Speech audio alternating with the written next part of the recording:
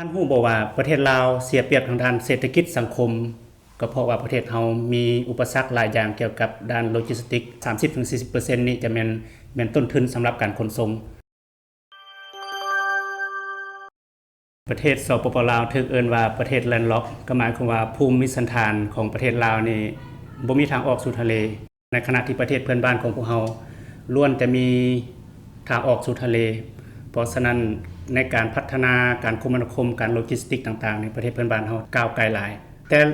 สมัยใดมาพรรคและรัฐบาลเฮาก็ให้ความสำคัญและพัฒนาเส้นทางคมนาคมโดยเฉพาะได้กำหนดยุทธศาสตร์ของประเทศก็คือจากแลนด์ล็อกให้กลายเป็นแลนด์ลิงก์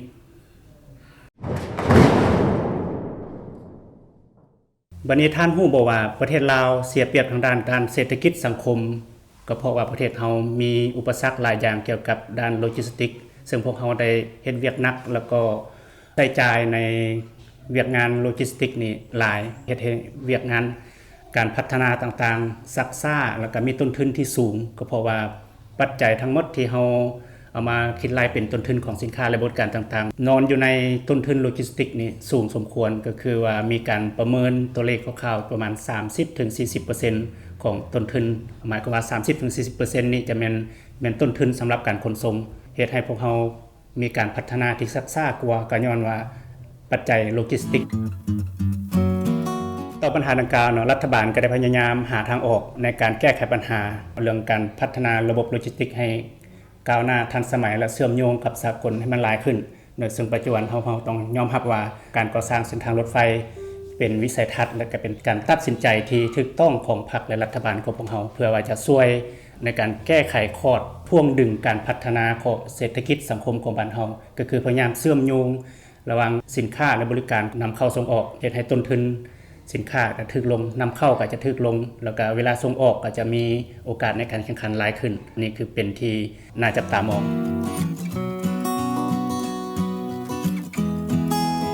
ซึ่งโครงการที่พวกเราเห็นอยู่นี่เนาะก็มีมูลค่าอยู่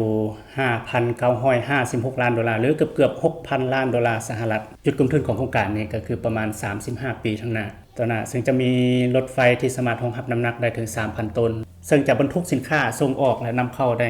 ในระบบรางโครงการนี้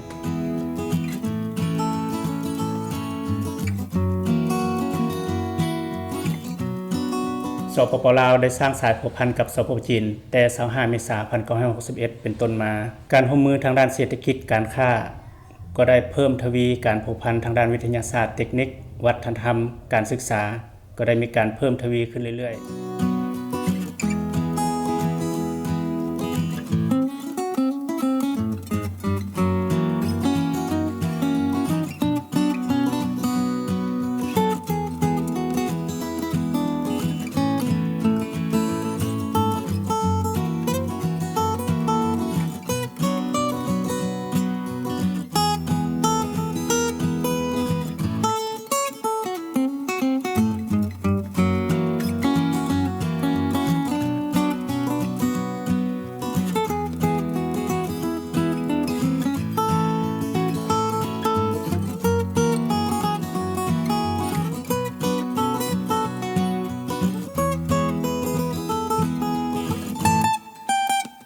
เส้นทางรถไฟสายนี้เริ่มจากด้านสายแดนลาวจีนบ่หานบ่เต็นทางภาคเหนือของลาวผ่านแขวงหลวงน้ำทาอุดมไซหลวงพระบาง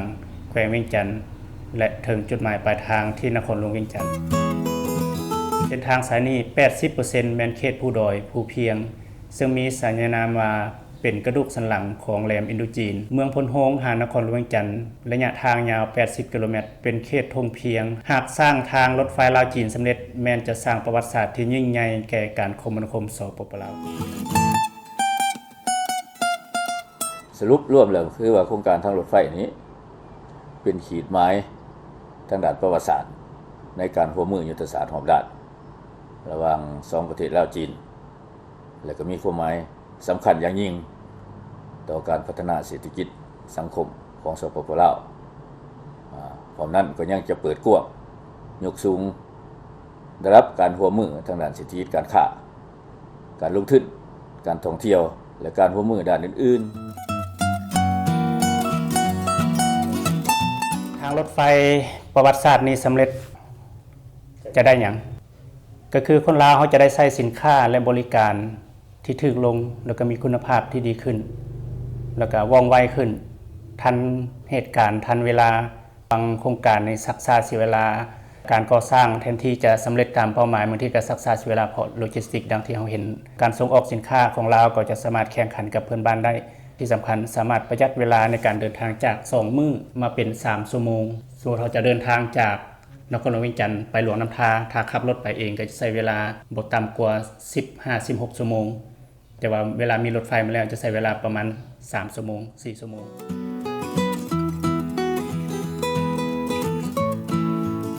อันต่อมาก็คือการพัฒนาเวียกงานอสังหาริมทรัพย์ทั้งอยู่ในโครงการแล้วก็เขตใกล้เคียงอันจะเฮ็ดให้เวียกงานอสังหาริมทรัพย์มีความคึกคืนมีสีสันและแน่นอนสิ่งจะตามมาก็คือราคาอาจจะสูงขึ้นสิ่งที่เราจะได้รับอันที่3ก็คือจะมีธุรกิจที่เกิดขึ้นเช่นโรงแรมห้านอาหารห้านปลอดภาษีห้านสะดวกซื้อห้านนวดสปาสิ่งที่อำนวยความสะดวกต่างๆสร้างที่ปิ่นอ้อมเวียกงานการท่องเที่ยวและแน่นอนที่ขาดบ่ได้ก็คือสร้างในการถ่ายเทเปลี่ยนโอนสินค้าต่างๆซึ่งอันนี้ก็เป็นสิ่งที่เราจะได้จากอานุสงส์ของเส้นทางรถไฟเนื่องจากรถไฟได้ผ่านเขตภูสูงและภูเพียงหลายแห่งอันมีทิวทัศน์ธรรมชาติที่สวยสดงดงามจะเฮ็ดให้เส้นทางรถไฟจะเป็นแลนด์มาร์คใหม่ในการท่องเที่ยวซึ่งมีหลายจุดที่น่าชื่นชมและน่าพัฒนาต่อยอด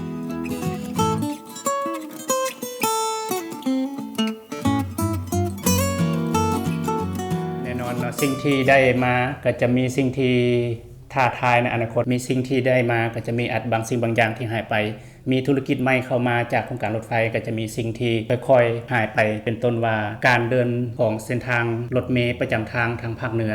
ก็อาจจะมีจำนวนน้อยลงอาจจะเป็นรถเมล์สายยาวเวียงจันทร์หลวงพระบางแบบนี้ก็อาจจะหายไปนักธุรกิจลาวเขาก็จะต้องจำเป็นจะต้องได้ปรับตัวโดยเฉพาะเจ้าของรถเมล์เจ้าของสถานีรถเมล์ต่างๆก็จะต้องมีการปรับตัวจะมีการต่อยอดจากธุรกิจว่ามันมีท่าแห้งมาแบบนี้เราจะต่อยอดจากธุรกิจที่มีอยู่แนวใดสิ่งที่จะตามมาอีกตัวนึงก็คือเวลาทางรถไฟที่ว่าแล่นแต่เหนือฮอดใต้เนี่ยสิ่งที่จะต่อยอดจากตัวนี้ก็คือการขนส่งแนวแนวกลางป่าจากใต้ขวาของแนวรถไฟเล็งแต่เหนือฮอดใต้ตัวอย่างจะไปเชียงขวางจะไปสัญญาบุรีก็ยังจำเป็นต้องได้ใช้รถเมล์รถขนส่งโดยสารปกติควบคู่กันไป